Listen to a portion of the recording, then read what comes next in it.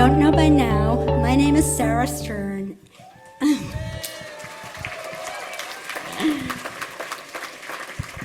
And I'm the founder and president of EMET.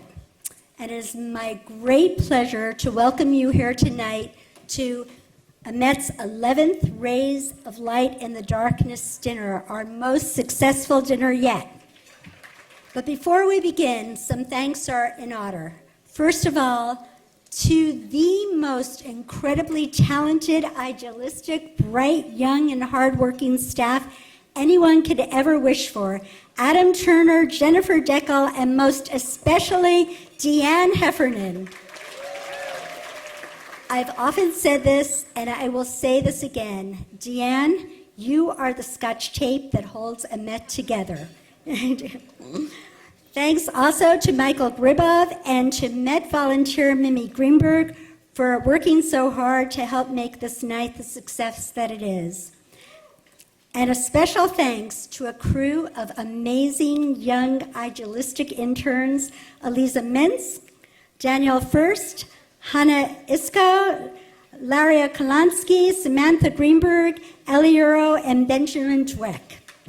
And no words could possibly express the deep and overwhelming gratitude we all feel to our unbelievably hardworking, intelligent, and intrepid chairman of our board of directors, David Green.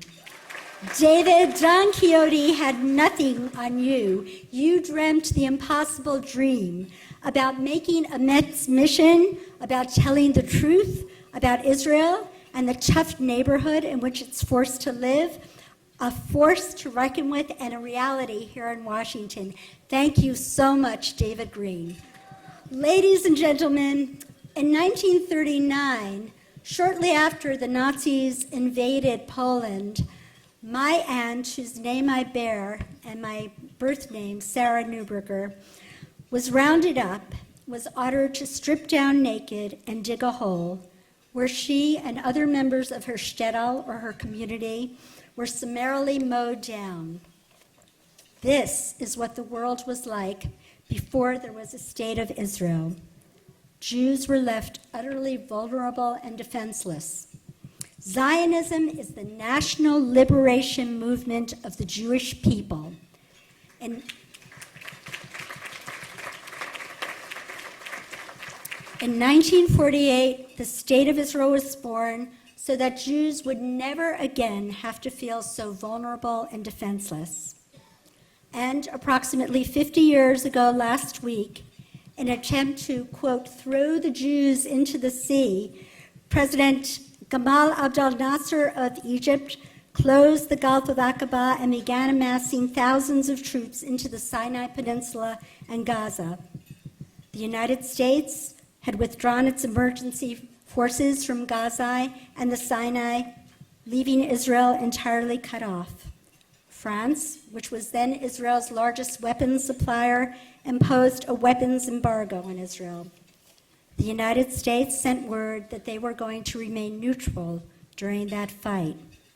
The fledgling Jewish state was left totally isolated and on her own. Just 22 years after the Holocaust, it seemed that another Holocaust might be inevitable, so soon after our people's return to our ancient Jewish homeland. I'm old enough to remember I was a young girl during the Six-Day War, and I well remember the almost palpable tension in the air. We kept our television set on that Shabbat, something totally unheard of in my strictly Orthodox Jewish home.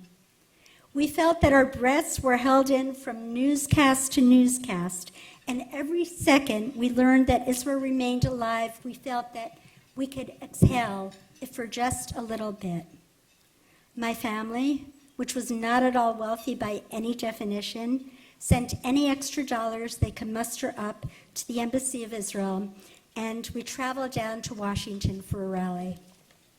The sense of unity, of purpose, united nearly every Jew, from the most Reformed to the most Orthodox.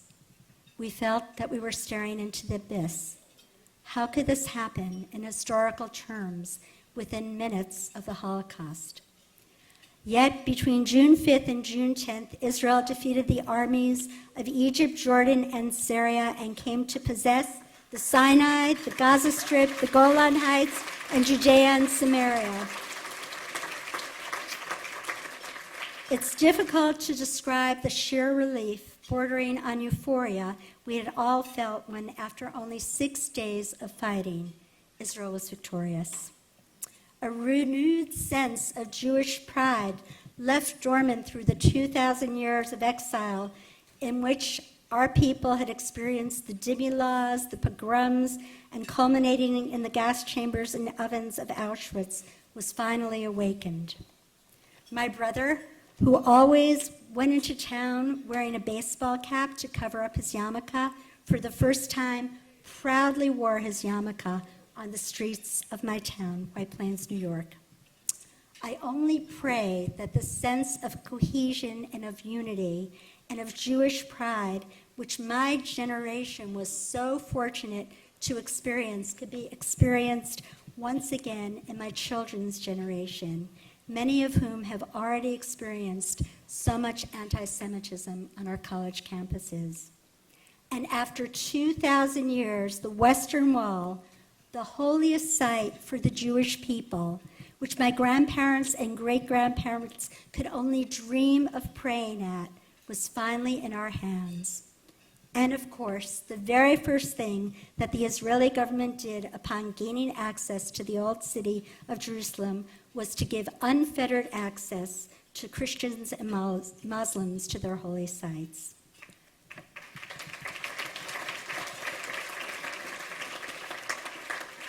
We are here tonight to celebrate this almost miraculous victory and to pledge that the united, eternal city of Jerusalem will never ever be divided and be forced out of Jewish hands again.